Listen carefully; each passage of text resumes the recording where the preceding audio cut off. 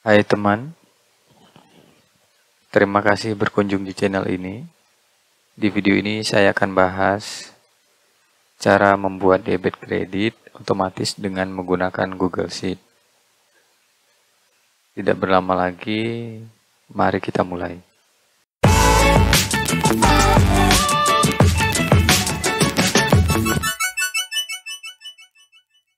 Oke, teman-teman, baiklah. Di sini saya sudah membuka lembaran Google Sheet dan selanjutnya saya akan memberikan beberapa kolom informasi yang tujuannya nanti kita akan mencoba melakukan perhitungan debit kredit untuk suatu pengeluaran ataupun pemasukan dana. Di sini anggaplah kita akan membuat contoh debit kredit uang kas. Mungkin saya akan membuat nomor terlebih dahulu. Nomor ini adalah nomor dari setiap aktivitas yang berlaku pada dana keluar ataupun masuk nantinya. Kemudian keterangan,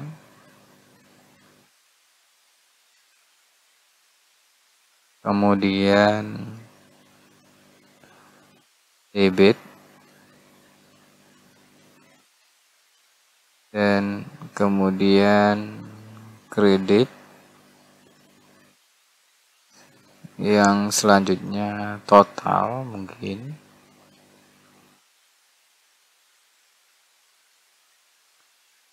Mungkin dengan bentuk seperti ini sudah mewakili contoh penggunaan debit kredit menurut saya. Jadi ini hanya sekedar contoh. Silakan teman-teman membuat sesuai kebutuhan teman-teman. Tetapi fokusnya kita di sini adalah ingin memberitahukan cara menggunakan debit dan kredit. Dari awal video ini, saya beranggapan penuh seluruh teman-teman sudah sangat mengerti tentang istilah debit kredit. Tetapi kembali lagi, saya akan coba menginformasikan. Debit itu secara istilah yang saya pahami adalah suatu pencatatan akuntansi yang mengalami peningkatan. Jadi biasanya jika ada penambahan, biasanya dana tersebut akan diletakkan di debit. Dan apabila terdapat suatu pencatatan pengurangan seperti hutang ataupun lainnya, maka itu akan dicatat di kredit. Posisi penulisan di dalam kolom terkait debit kredit yang saya tahu standarnya itu debit di sebelah kiri dan kredit itu di sebelah kanan. Koreksi saya jika saya salah di komen. Kita lanjut. Sekarang saya akan mencoba memberikan nomor 1, itu keterangannya mungkin uang kas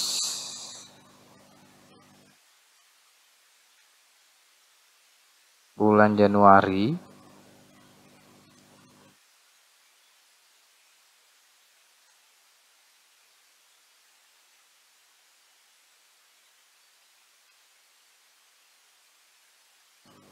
Uang ini kita umpamakan sejumlah 5 juta.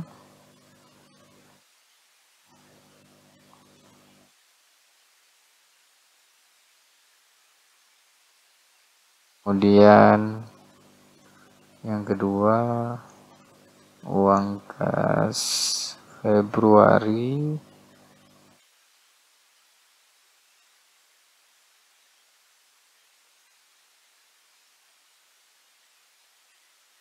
itu 5 juta juga.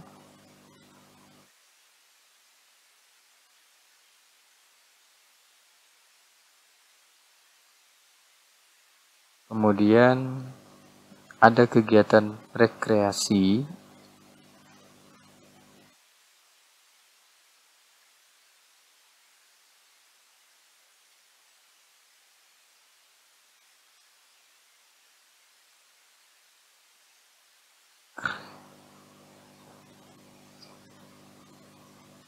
itu sejumlah 4 juta di bagian kredit.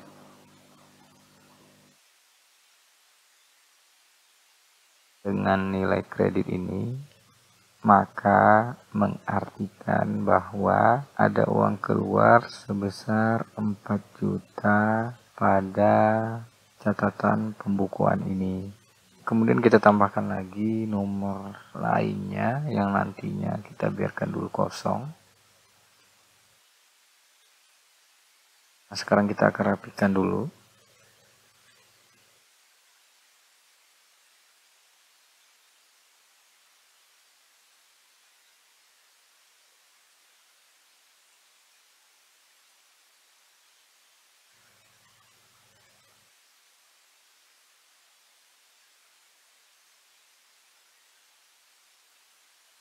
Setelah itu di bagian total, mungkin saya akan ubah menjadi saldo agar lebih sesuai dengan maksud dari catatan pembukuan ini, di mana di bagian saldo kita akan menggunakan formula yang formula tersebut berisikan total pemasukan dan total pengeluaran dari lembaran catatan ini.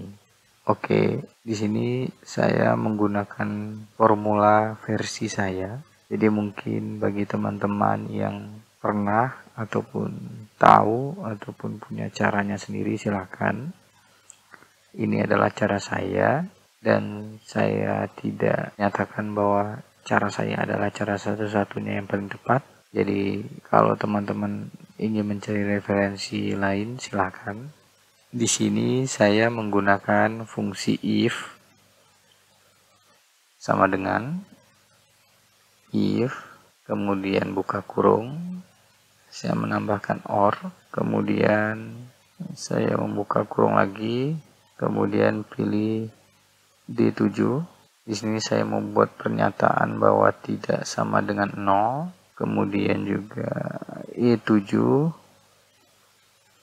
tidak sama dengan 0, kemudian tutup kurung, kemudian koma, kemudian sum.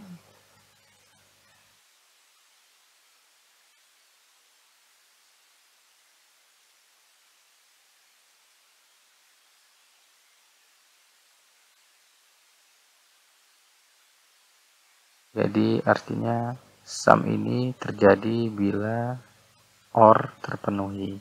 Pada bagian sum pertama, saya akan menjumlahkan di bagian kolom D. Jadi saya pilih D7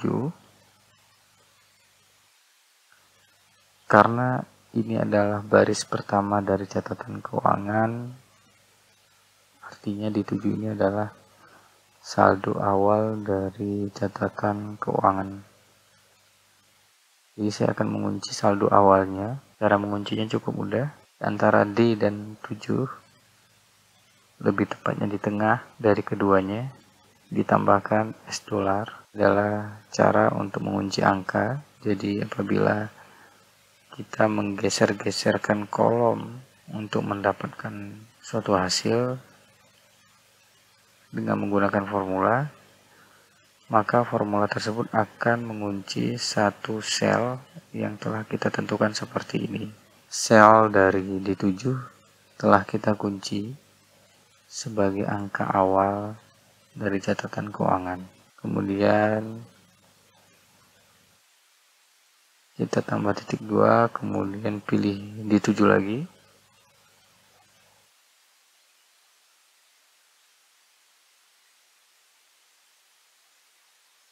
D7. Kemudian kita kurangi dengan total dari kolom E.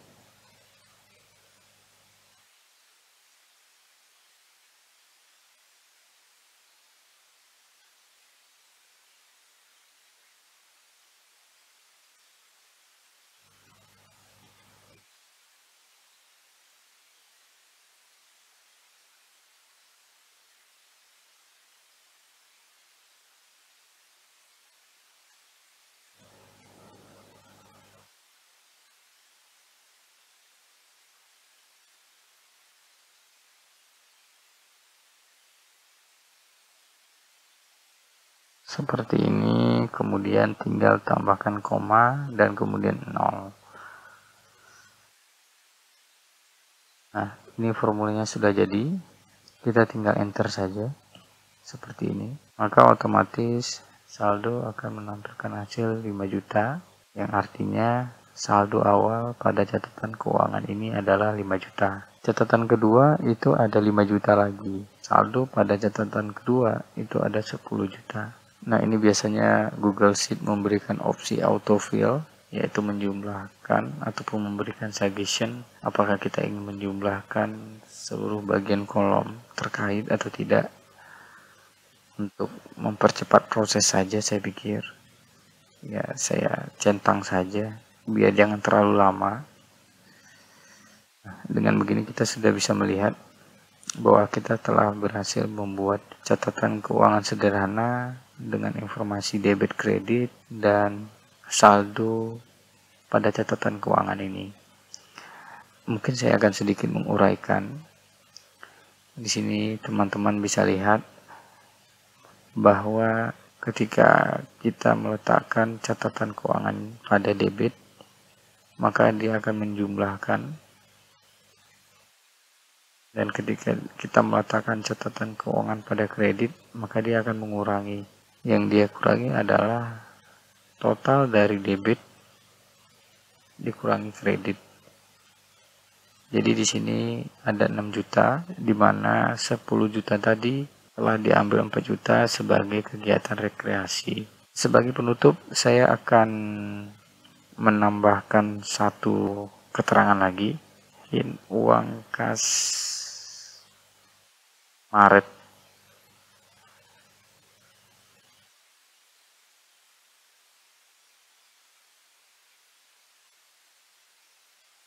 seperti ini. Saya akan menambahkan 5 juta lagi